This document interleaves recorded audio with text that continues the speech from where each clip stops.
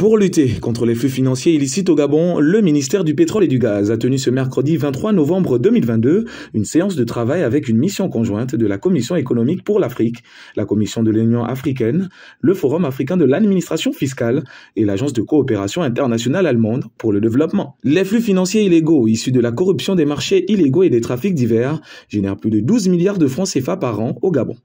L'exploitation pétrolière est également impactée par ces fuites financières. Pour mettre fin à ce phénomène, principalement en ce qui concerne les activités autour du secteur du pétrole et du gaz, Placide Bletsin-Tiba, directeur du cabinet représentant du ministre du Pétrole et du Gaz Vincent de Paul Massassa, s'est entretenu avec la mission conjointe.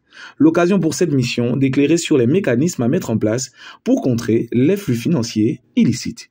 Nous réalisons que c'est une interpellation qui est faite à notre administration pour démontrer que nous avons suffisamment de la ressource en termes de la matière. Et aux côtés de la matière, il y a aussi la capacité.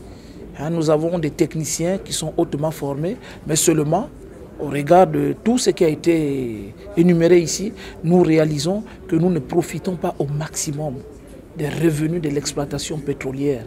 Et il nous revient donc de développer des mécanismes qui passent entre autres par la synergie de toutes les administrations afin de nous permettre désormais de maximiser aussi les retombées pour que le pays puisse naturellement en bénéficier. Le Gabon regorge d'un énorme potentiel en ressources naturelles et minières dont l'exploitation peut être sujette à des malversations en tout genre. Il n'est plus à démontrer que le Gabon regorge des ressources aussi bien naturelles que minières.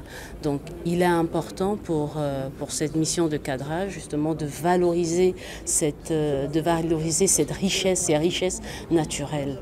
Comprenez un peu, au regard de tout ce qui est détournement, de tout ce qui est masqué au niveau de l'État, au regard des conventions qui sont signées, des conventions qui sont pas dans les objectifs, dont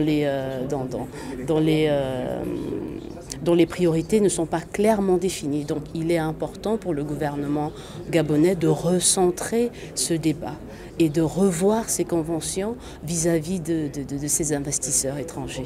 La mission conjointe en séjour au Gabon depuis le 21 novembre dernier a pour but d'accompagner le gouvernement dans la mise en place d'un plan d'action national de lutte contre ces flux financiers illicites.